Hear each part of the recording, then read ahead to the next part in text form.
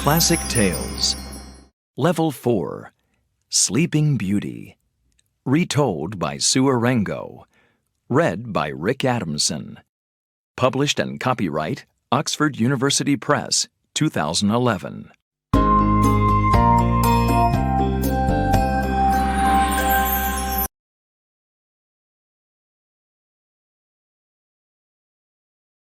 Once upon a time, there was a king and queen.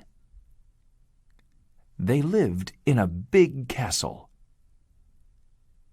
They did not have any children, but they wanted a child very much. Many years went by. Then, at last, one day, a baby girl arrived. "This is the happiest day of my life," said the king. "We will have a big christening, and we will invite all the fairies." So the king and queen wrote to the yellow fairy, the orange fairy, the green fairy, the red fairy, the blue fairy, the pink fairy, and the little white fairy. But they didn't write to the black fairy, old Carabosse. Carabosse was a bad fairy. She knew about the baby princess and the christening, so she came to the church.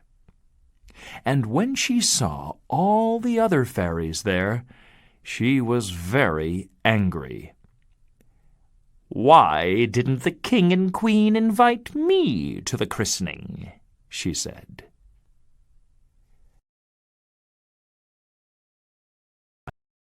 After the christening, they had dinner. Everybody had gold cups and gold plates. When the queen saw Carabosse, she said, "Oh dear, why didn't we invite her to the christening?"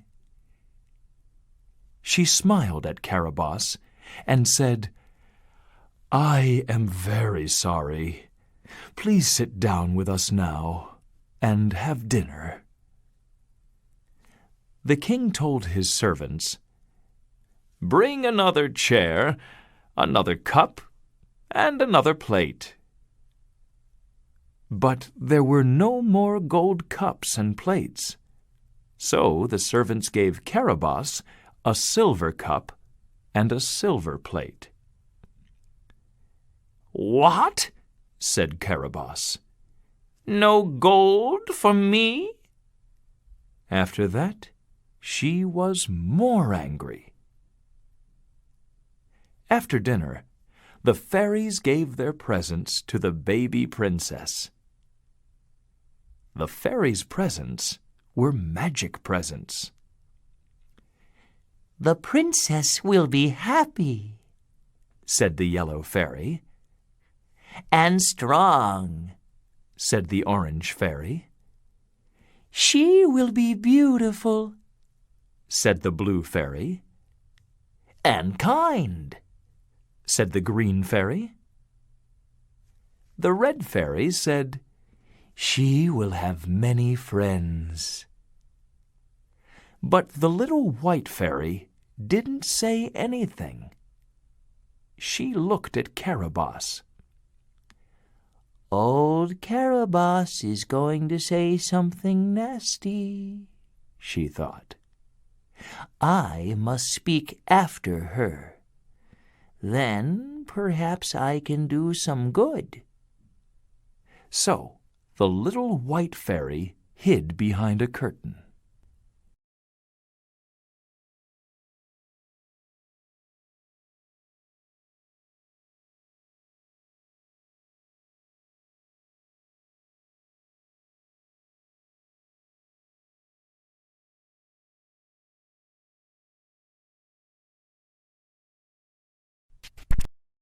After the christening, they had dinner.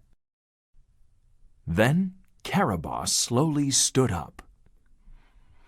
"One day, this little princess will prick her finger on a spindle, and she will die." "No," said the king. "Don't say that." "Please," said the queen. "She is our only child." Everybody in the room was afraid. They were all very quiet. And then the little white fairy came out from behind the curtain. "The princess will not die," she said. "She will only sleep. She will sleep for 100 years. Then a prince will come and find her, and she will open her eyes again and be happy." "No," said the king again. "It's not true.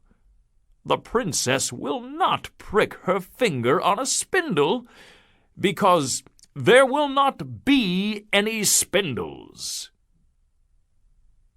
He told his servants, "Go and find all the spinning wheels in the country. Look in every house. Bring them here." So his servants went to every house in the country and brought all the spinning wheels back to the castle. Then they made a big fire and burned them. But they didn't find all of them. There was one old spinning wheel in a room in an old tower. But no one knew about it, so no one went and looked for it. Time went by. At last, the princess was 16 years old. She was a beautiful girl, happy, strong, good, and kind. Everybody loved her. One day, she was alone, so she began to look around the castle. It was a very big castle, and the princess went into lots of different rooms. She came to an old tower and saw some strange little stairs. "What's up there?" she thought. Slowly, the young princess went up the stairs. Then she came to a door. She opened it and saw a little old woman and a strange wheel.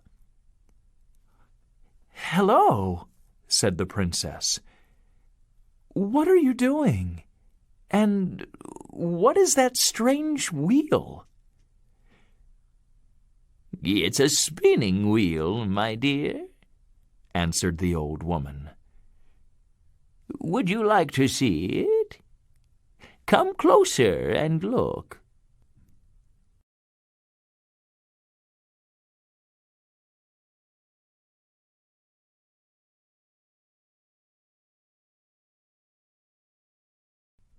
"Here," said the old woman. "Sit in my chair." "Thank you," said the princess. "You are very kind." She sat down and looked at the spinning wheel. Then she touched the spindle. "Oh, it pricked me. It pricked my finger." "Oh, dear," said the old woman. "Are you all right?" But the princess didn't answer. She only fell quietly from her chair onto the floor. "Oh, dear! Oh, dear!" said the old woman. "What's wrong? I must go and get help." When the king heard, he was very angry. "I don't understand. I said burn all the spinning wheels." "Oh, dear," said the old woman. "No one told me. My little room is in an old tower, far away from everybody." "We must find the little white fairy," said the Queen. "She will help us." Then the King and Queen put the Princess on a gold bed, and they sat and watched her quietly, and waited for the little white fairy.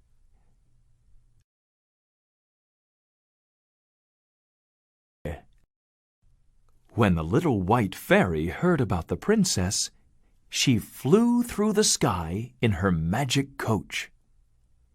She arrived at the castle and ran to the King and Queen. "Do not cry and do not be afraid," she told them. "The princess is only sleeping. She will sleep quietly for 100 years. Then the little white fairy said some magic words, and everyone in the castle went to sleep. The King and Queen, the lords and ladies, and all the servants. Even the king's horses and the king's dogs. "You must all sleep for 100 years," said the little white fairy. "Then the princess will not be alone when she opens her eyes again." The little white fairy walked through the castle. It was all quiet now. Then she went out and closed the big door quietly behind her. And the princess and all the people in the castle slept. Tall trees and grass came up all around the castle, so no one could see it.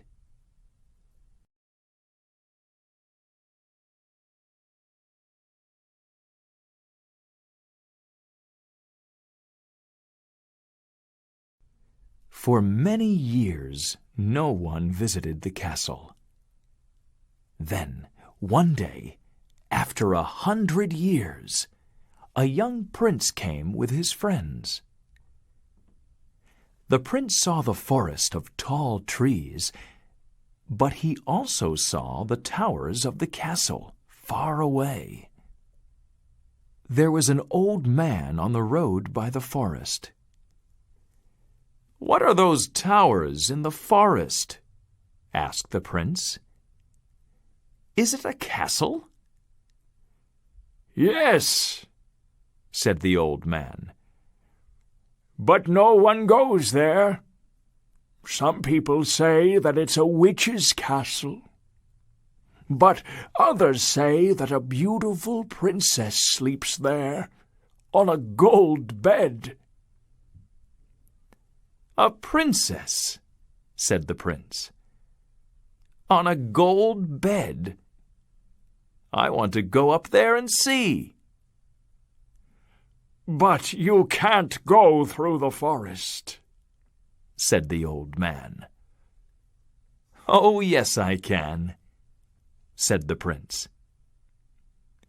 The old man watched, and the prince went up the hill on his white horse. Then a strange thing happened. The trees began to open, and the prince and his horse went through easily. But the trees closed behind him, and his friends could not go after him.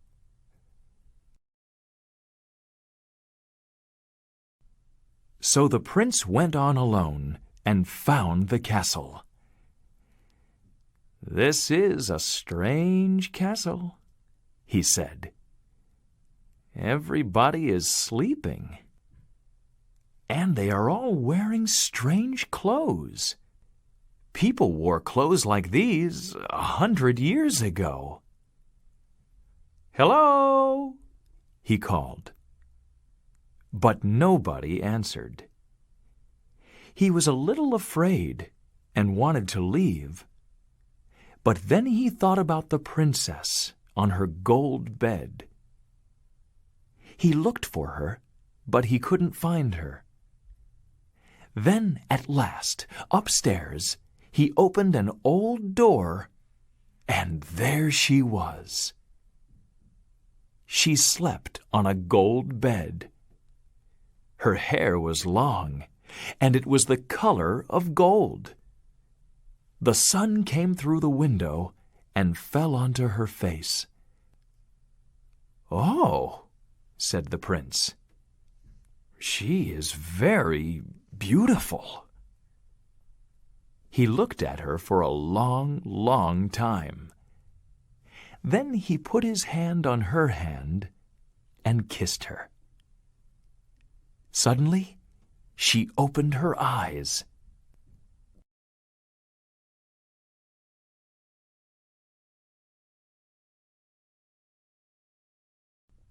And when the princess opened her eyes, all the other people in the room began to open their eyes, too.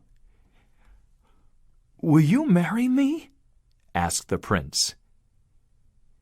"Oh, yes," said the princess. "But first I must eat something. I'm very hungry." "Let's go down, then," said the prince. "Let's all go downstairs. There is food on the tables, and it's warm." One by one, everyone in the castle opened their eyes. The king and queen, the lords and ladies, and all the servants, even the king's horses and the king's dogs. Later that day, the prince and the princess went to the church, and they were married. Outside the castle, it was summer. The grass was green, the sky was blue, and all the birds sang. And so the years went by. The prince and princess had 2 children, a little girl with gold hair like her mother, and a little boy with dark hair like his father. And they all lived happily ever after.